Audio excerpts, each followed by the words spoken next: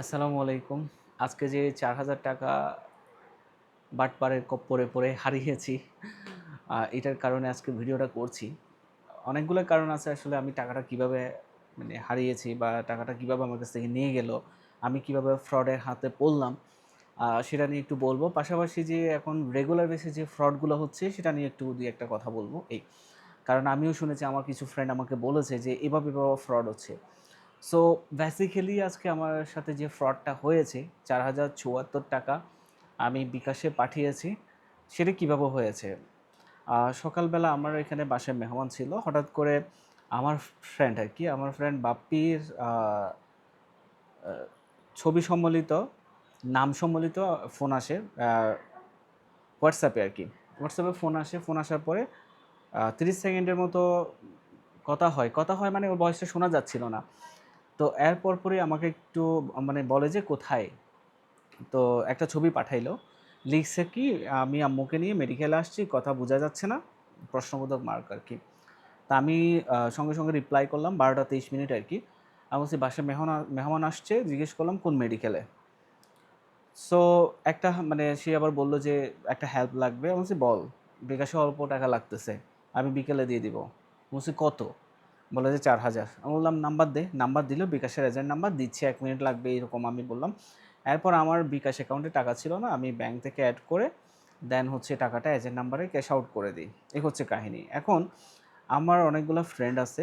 সেটা আগে আপনাদেরকে এই জিনিসটা একটু দেখাই যে, এই যে, এই জিনিসটা একটু দেখাই যে, এই যে ছবি দিল ওর নামসহ, এখন আমাকে ব্লক মারছে। আমার ফ্রেন্ডের নামও আছে নাজমুল হুদা বাপ্পি। এভাবে। তো আমি এভাবে করে টাকা পয়সা দিয়ে দিই। তো এখন কথা হচ্ছে, আমি একটা পোস্ট করেছিলাম। পোস্টটা এমন ছিল যে টাকাটা গেল। আমাকে অনেকে অনেক ধরনের কমেন্ট করেছে। এটা কমেন্টগুলা এক্সপেক্টেড।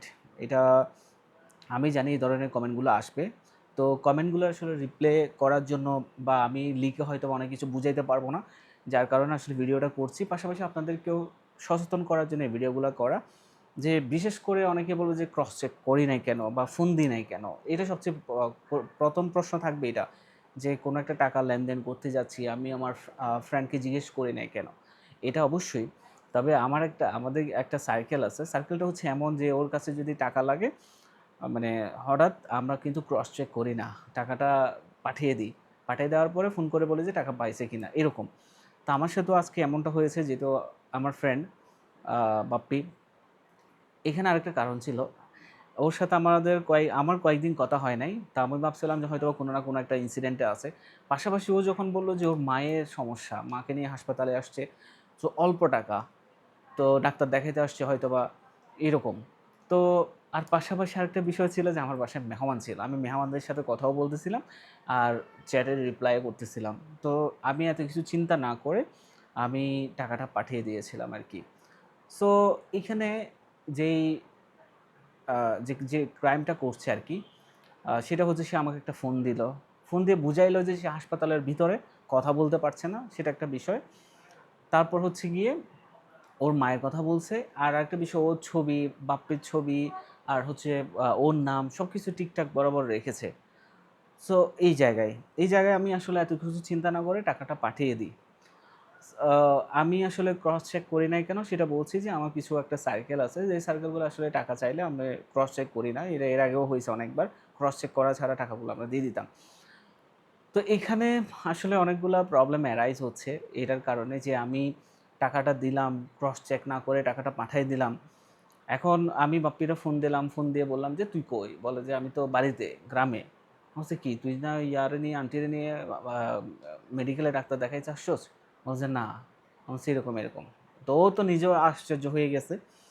তো এখন এই প্রবলেমটা অনেক জায়গায় হচ্ছে। আরেকটা ইনসিডেন্ট আমি শুনেছি যে, আমার একটা ফ্রেন্ড বলল যে, ওর নানার নাম্বারটা কপি করে ফোন দিয়ে বলতেছে যে, চকবাজারে আসছে, কিছু টাকা লাগবে আমার এই মুহূর্তে। এরকম একটা ইনসিডেন্ট শুনছি। আরেকটা ইনসিডেন্ট শুনেছি, আ বিকাশে টাকা আসবে ৳২০,০০০, ৳২০,০০০ আসবে। সো এখন করতে বলছে কি, আপনি ৳২,০০০ পাঠান, এটা সহ ৳২০,০০০ আপনি পেয়ে যাবেন। ৳১৮,০০০ মূলত হচ্ছে তার কাছে এখন জমা আছে, আর ৳২,০০০ দিলে পাঠানোর পর আপনি ৳২০,০০০ পেয়ে যাবেন। এরকম ইনসিডেন্ট আমি শুনেছি।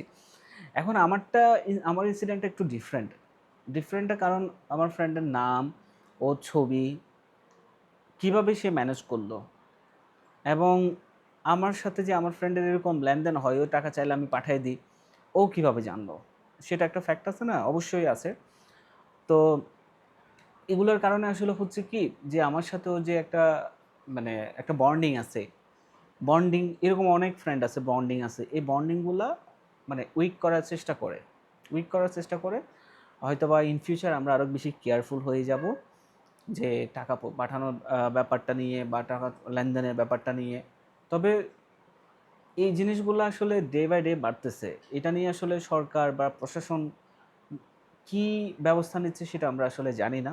তবে সকলকে সতর্ক থাকতে বলবো, যে আমি আমার ফ্রেন্ড আরও অনেকে আছে যে আমার মতো একটা ছেলে, কিভাবে আমি আসলে টাকাটা পাঠাইলাম ক্রস চেক না করে। ওই যে একটাই কথা, আমার এখানে ইমোশন বলতে আসলে ফ্রেন্ড আছে, এখন ফ্রেন্ডের মায়ের অসুখ, আর তাছাড়া ও একদম ক্লোজ ফ্রেন্ড। তা আমি ওর ক্রস চেক করার এখানে কি আছে, এটা একটা ফ্যাক্ট আছে।